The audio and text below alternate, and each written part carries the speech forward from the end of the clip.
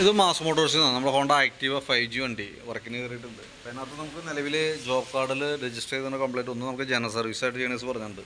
പിന്നെ അതുകൂടാണ്ട് pickup law വലിയുടെ case പറഞ്ഞിട്ടുണ്ട്, വലിയ കുറവ് കേസ് പറഞ്ഞിട്ടുണ്ട്, വാട്ടർ സർവീസ് ഫുള്ളായിട്ട് അഴിച്ച് വാഷ് ചെയ്യുന്ന കേസ് പറഞ്ഞിട്ടുണ്ട്. കാരണം അതിൻ്റെ എഞ്ചിൻ റൂമിൻ്റെ ഉള്ളിലൊക്കെ അതിന് അത്യാവശ്യം ചെളി കാര്യങ്ങളൊക്കെ ഉണ്ട്. അപ്പോൾ അതൊന്ന് ഓപ്പണായിട്ടൊന്ന് വാഷ് ചെയ്യുന്ന കേസ് പറഞ്ഞിട്ടുണ്ട്. പിന്നെ അത് കൂടാണ്ട് ബാക്ക് സൈഡിൽ നിന്ന് സൗണ്ടിൻ്റെ കേസ് പറഞ്ഞിട്ടുണ്ട്. ഇത്രയും കേസാണ് നമുക്ക് ജോബ് കാർഡിൽ കംപ്ലയിൻ്റ് ആയിട്ട് രജിസ്റ്റർ ചെയ്തത്. അപ്പോൾ നമ്മൾ ജനറൽ സർവീസായിട്ട് വണ്ടി കയറ്റിയിട്ടുണ്ട്. സർവീസിന് വേണ്ടിയിട്ട് നമ്മൾ വണ്ടി കയറ്റി ചെക്ക് ചെയ്യുന്ന സമയത്ത് ബാക്കിലത്തെ ബ്രേക്ക് ലൈനർ മാക്സിമം അഡ്ജസ്റ്റിങ് കഴിഞ്ഞാൽ നിൽക്കണം. ഇതാണ് അതിൻ്റെ ഇൻഡിക്കേഷൻ മാർക്ക്. പരമാവധി അഡ്ജസ്റ്റിങ്ങിൽ നിൽക്കണം. അപ്പോൾ നമുക്ക് ബ്രേക്ക് ലൈനർ എന്തെങ്കിലും മാറ്റിയിട്ടാലാണ് അത് ക്ലിയർ ആവുള്ളൂ കേട്ടോ. അത് കൂടാണ്ട് നമ്മൾ ഈ ഭാഗം ഒന്ന് ശ്രദ്ധിച്ച് കഴിഞ്ഞാൽ മനസ്സിലാവും ഓയിൽ മയത്തോട് കൂടിയിട്ടുള്ള ഒരു പൊടി പിടിച്ച് അതൊരു ചെളി പോലെ പിടിച്ചിരിക്കുന്നുണ്ട്. അപ്പോൾ അത് നമ്മൾ വണ്ടി ലിഫ്റ്റ് ചെയ്തതിന് ശേഷം നോക്കുന്ന സമയത്ത് ഈ ഭാഗത്താണ് അതിൻ്റെ കംപ്ലയിൻറ്റ് എടുക്കുന്നത് കേട്ടോ. അത് ഇവിടുന്ന് ഒരു ഓയിൽ ലീക്കേജ് ചെറിയൊരു നനവ് പോലെ കാണിച്ചു തുടങ്ങിയിട്ടുണ്ട്. അത് ഗിയർ ബോക്സിൻ്റെ ഉള്ളിൽ നിന്ന് വന്ന ഓയിൽ ലീക്കേജ് ആരംഭമാണ്. അതിപ്പോൾ നിലവിൽ നമ്മൾ നോക്കുന്ന സമയത്ത് വീൽ ബെയറിങ്ങിനോ കാര്യങ്ങളോ ഗിയർ ബോക്സിൻ്റെ ബെയറിങ്ങിനോ കാര്യങ്ങൾക്കോ പ്ലേ ഒന്നും കാണിച്ചു തുടങ്ങിയിട്ടില്ല. പക്ഷേ ഓയിൽ ലീക്കിൻ്റെ ആരംഭമാണ് അത്. അപ്പോൾ കൂടുതലായിട്ട് ലീക്കേജ് വരാണെന്നുണ്ടെങ്കിൽ അടുത്ത സർവീസിൽ നമുക്കത് മാറ്റി പുതിയത് സെറ്റ് ചെയ്യേണ്ടി വരും കേട്ടോ. അത് ഓയിൽ സീൽ മാറ്റണമെന്നുണ്ടെങ്കിലും ഗിയർ ബോക്സിൻ്റെ ഈ ഫുൾ സെറ്റ് അഴിച്ചാലാണ് അതിൻ്റെ ഉള്ളിൽ നിന്നാണ് ഓയിൽ സീൽ അടിക്കാൻ പറ്റുള്ളൂ. അപ്പോൾ ഓയിൽ ലീക്ക് ആയാലും ബെയറിംഗ് ആണെങ്കിലും നമുക്ക് ഗിയർ ബോക്സ് അഴിക്കണ കൂട്ടത്തേക്കൂടെ ചെയ്യാൻ പറ്റുള്ളൂ. അപ്പോൾ പരമാവധി ഓടിക്കുക. അതിന് ശേഷം കൂടുതൽ കംപ്ലയിൻറ്റ് കാണിക്കുമ്പോൾ അത് അഴിച്ചിട്ട് നമുക്കത് മാറ്റി റീസെറ്റ് ചെയ്യാം. അതിനുശേഷം നമ്മളതിൻ്റെ എയർ ഫിൽറ്ററിൻ്റെ ഭാഗം നോക്കുന്നുണ്ട്. എയർ ഫിൽറ്റർ നമ്മൾ നോക്കുന്ന സമയത്ത് എയർ ഫിൽറ്റർ കമ്പനി ഫിൽറ്ററാണ് കിടക്കണേ. ഹോണ്ടയുടെ ഒറിജിനൽ ഫിൽറ്റർ തന്നെയാണ്. അത്യാവശ്യം കുറച്ച് പൊടിയൊക്കെ ഉണ്ട്. നമുക്ക് തുടച്ച് ക്ലീൻ ആക്കിയിട്ട് റീസെറ്റ് ചെയ്താൽ മതി. ക്ലച്ചിൻ്റെ ഭാഗം നമ്മൾ ഡീറ്റെയിൽ ആയിട്ട് ചെക്ക് ചെയ്യുന്നുണ്ട്. ആ സൗണ്ട് വേരിയേഷൻ കാണിക്കുന്നത് ക്ലച്ചിൽ നിന്നാണ്.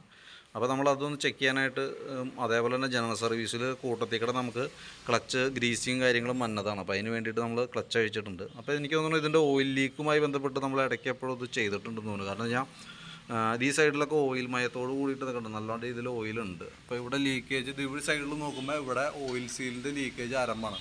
ഇത് ശരിക്കും വലിയ പഴക്കം തോന്നണില്ല. പക്ഷേ അവിടെ ഓയിൽ സീൽ അടിച്ചേക്കണത് ശരിക്കാണ് ഇരിക്കണത്. അപ്പോൾ അതുകൊണ്ട് തന്നെ ഓയിൽ ലീക്കേജ് ചെറുതായിട്ട് കാണിക്കുന്നുണ്ട്. അപ്പോൾ ഈ അഴിച്ചത് ഫുള്ളായിട്ടൊന്ന് ക്ലീൻ ആക്കിയതിന് ശേഷം ആ ഓയിൽ സീൽ മാറ്റി പുതിയതടിക്കണമായിരിക്കും ബെറ്റർ. കാരണം എന്ന് വെച്ചാൽ നമുക്കൊരു 55 രൂപ എടുത്താൽ കണ്ടാണ് അതിന് കോസ്റ്റ് വരുന്നത് ഓയിൽ സീൽ.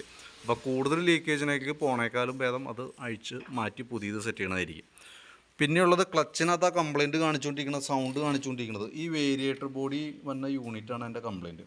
ഇവിടെ നോക്കുമ്പോൾ ബോസ് ഡ്രൈവും വേരിയേറ്റർ ബോഡിയും തമ്മിലുള്ള ആ ഗ്യാപ്പ് അതിൻ്റെ ഉള്ളിൽ കറക്റ്റ് തിക്നെസ്സിലാണ് അത് ഇറങ്ങി പോവുക. പക്ഷേ അത് കുറേ വർക്ക് ചെയ്ത് ഇത്രയും തേമാനം കാണിക്കേണ്ടത്.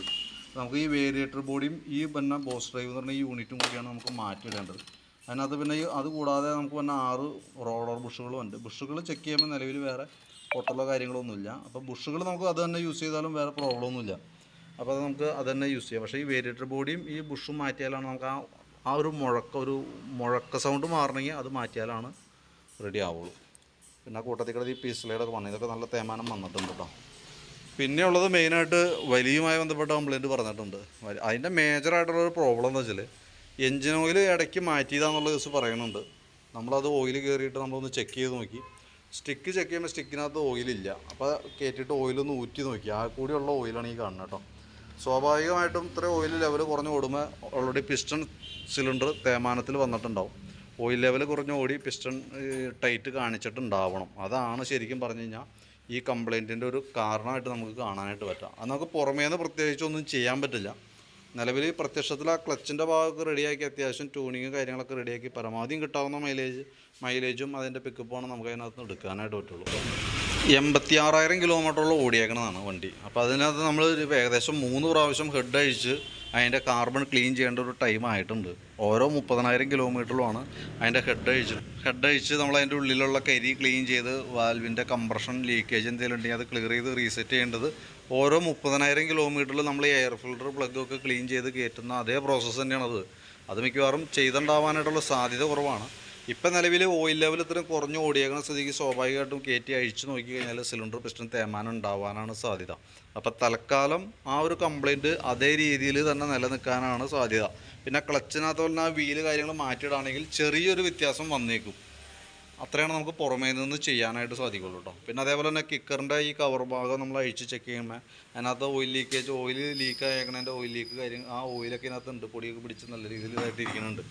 അപ്പോൾ തൽക്കാലം അതൊക്കെ ഒന്ന് ക്ലീൻ ചെയ്ത് നമുക്ക് റീസെറ്റ് ആക്കാം. ഈ ഓയിൽ സീലും കാര്യം മാറ്റിയിട്ട് അതൊക്കെ ഈ ഭാഗമൊക്കെ ഒന്ന് ഫുള്ള് ക്ലീൻ ചെയ്ത് റീസെറ്റ് ചെയ്യാം.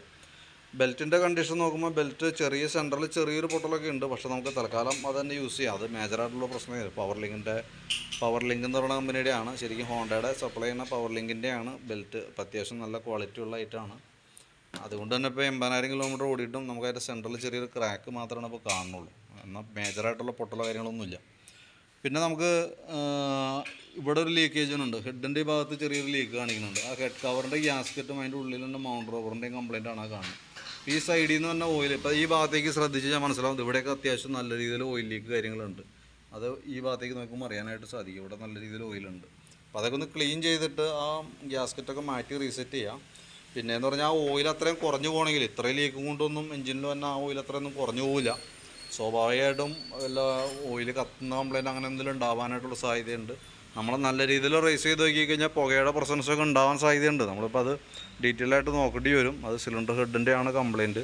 അതൊന്ന് പ്രത്യേകം നോട്ട് ചെയ്തേക്കാം. കാരണം എന്തെങ്കിലും നമുക്കത് പുറമേ നിന്നൊന്നും ചെയ്യാൻ പറ്റില്ല. നമുക്കത് അഴിച്ചാൽ തന്നെയാണ് അത് ക്ലിയർ ചെയ്യാൻ പറ്റുള്ളൂ. പിന്നെ ഈ സ്പാർക്ക് പ്ലഗ് നമുക്ക് മാറ്റിയിടുന്നതായിരിക്കും ബെറ്റർ. കാരണം അതിൻ്റെ പോയിൻ്റൊക്കെ അത്യാവശ്യം നല്ല രീതിയിലുള്ള ഇതിനകത്ത് കത്തിയിട്ടുണ്ട്. കത്തി ഏകദേശം തീരുന്ന ഒരു അവസ്ഥയിലേക്ക് എത്തിയിട്ടുണ്ട്. പിന്നെ ഉള്ളത് ഫ്രണ്ട് ബ്രേക്കിൻ്റെ ഭാഗം നമ്മൾ സസ്പെൻഷനും അത് ഫ്രണ്ട് ബ്രേക്കൊക്കെ ഒന്ന് അഴിച്ച് ചെക്ക് ചെയ്യാനുണ്ട്. ഫ്രണ്ട് സസ്പെൻഷനും വരെ ലിങ്ക് ടൈപ്പ് സസ്പെൻഷൻ നമുക്ക് വരാം. അപ്പോൾ അതിൻ്റെ ജസ്റ്റ് നമ്മൾ നോക്കുന്ന സമയത്ത് ഈ ഭാഗമൊക്കെ അത്യാവശ്യം പ്ലേ കാണിച്ചു തുടങ്ങിയിട്ടുണ്ട്. അപ്പോൾ അത് ആ ബുഷ് മാറ്റിയിടാണെങ്കിൽ മാത്രമേ അത് കറക്റ്റ് ആവുള്ളൂ. തന്നെയല്ല ഫ്രണ്ടിൽ യൂസ് ചെയ്തേക്കണം. അപ്പോൾ ഇത് ഫ്രണ്ടിൽ കിടക്കുന്ന ബ്രേക്ക് ലൈൻഡറൊക്കെ ഒരു ഡ്യൂപ്ലിക്കേറ്റ് ബ്രേക്കാണ് ഫ്രണ്ടിൽ കിടക്കണം കേട്ടോ. അപ്പോൾ അതിൻ്റേതായിട്ടുള്ള പൊടി കാര്യങ്ങളൊക്കെ അത്യാവശ്യം നല്ല രീതിയിലുണ്ട്. അപ്പോൾ അതൊക്കെ നമ്മൾ ക്ലീൻ ചെയ്തിട്ടേക്കാം. പക്ഷേ അതിനകത്ത് കിടക്കുന്ന ഐറ്റം കമ്പനി ഒറിജിനൽ പാർട്സൊന്നും അല്ല, ഡ്യൂപ്ലിക്കേറ്റാണ് അതുമ്മ കിടക്കുന്നത് കേട്ടോ. അതൊന്ന് ശ്രദ്ധിച്ചേക്കാം.